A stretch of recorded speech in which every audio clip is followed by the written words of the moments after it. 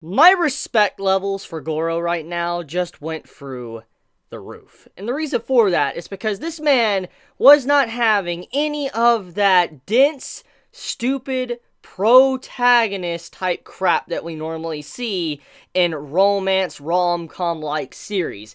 Goro was very frank with Ichigo and also Hiro in this episode.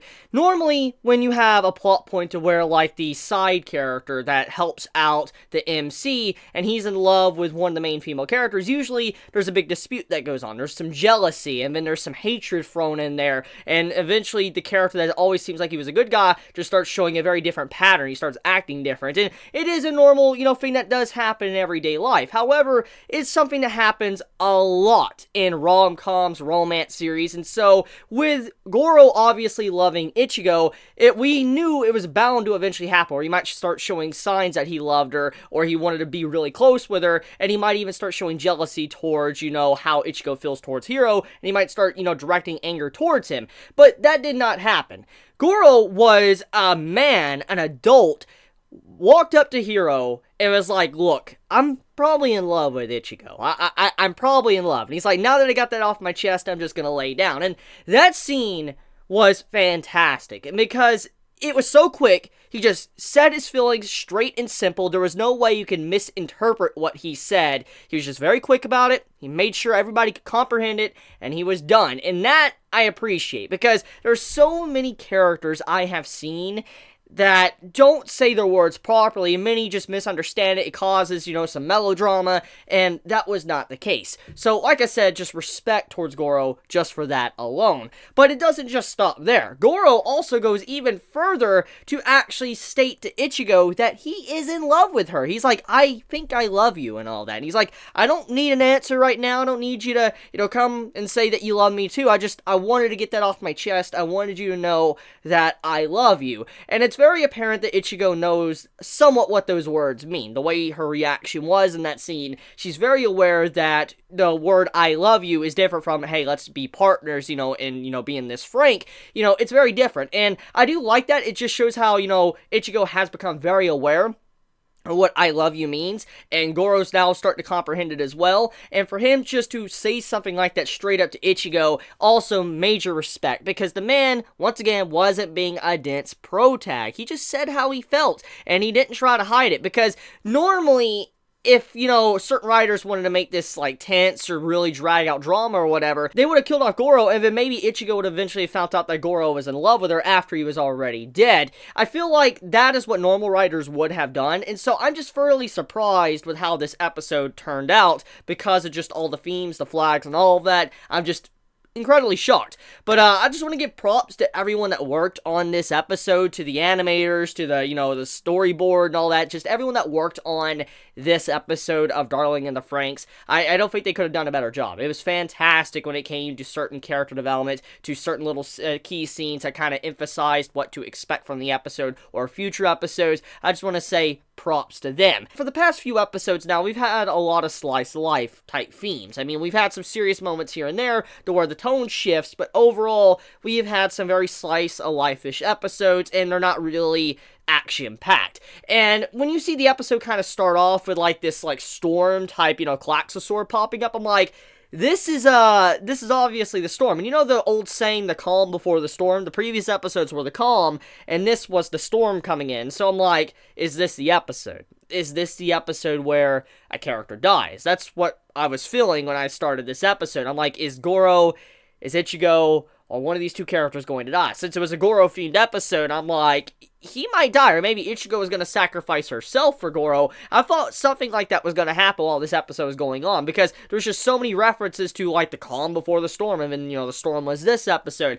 And I mean, the little flags here and there, Goro actually stating how he feels about Ichigo to Hiro. I mean, just when you hear something like that in the series, that's saying this character is about to die. He has a target on his back. And then the series carries on to get in a fight, and he gets swallowed up by the Klaxosaur, and you're like, the man's dead. Like, the man's obviously going to die here. I was reminded a lot from, Ava. I was reminded of Neon Genesis Ava in that moment. When we had one of the mechs going down in the lava pit, and then, they were stuck. That's kind of what that scene reminded me of, with him being stuck inside of the Klaxosaur and, losing oxygen. That's what that scene reminded me of. And I'm like, that's pretty interesting and cool. But, still, with that entire scene, I figured he was going to die, especially when he was having this big monologue. He was, having flashbacks, thinking about everything. He's thinking about his childhood, thinking about how he feels about Ichigo. I'm like, this is clearly all set up for this man to probably kill himself off, and that's exactly what he was going to do. He started to prime his FranXX into self-destruct mode. He was going to blow up the entire FranXX with the Klaxosaur, just to make sure that it didn't harm anyone. And he started having the controls ready. He was pulling out the lever and all that, about to, hit it. And at that moment, when he was doing this, Ichigo was actually swimming down into the Klaxosaur to get into the FranXX, and when that started happening, I'm like, yo, trigger, A1, like, wait, are you gonna tell me that you're about to kill off these characters like that? That would be some messed up crap if, Goro was to kill Ichigo accidentally because, he tried to save her. That would be some tragic stuff, and I'm surprised it didn't happen. I figured they would want to go that far, but they actually didn't. At the end of the day, everybody ended up in a good spot. Goro was saved, and Ichigo was fine, and I feel like, in a lot of ways, the way this episode was structured, it does make it to where Goro, he has a little bit more plot armor. I don't think he has as much likelihood to die as he did in the previous episodes. Ichigo, that's still up in the air. There's a lot of possibilities for her to die. But as for Goro's sake, I don't think he has as likely of a death flag as Ichigo does anymore, just because of how Trigger and A1 could have easily have killed him off with this episode, but they didn't. So I feel like there's going to be a lot more crazier things going on before a character is officially killed off. If I had to assume anything, since they haven't already killed a character off, if they're going to kill one off, it's probably going to be at the halfway point of the series. Like when we go into the next season, when the Spring of Anime 2018 begins and all that, there's like a little break and we get into like the new opening song.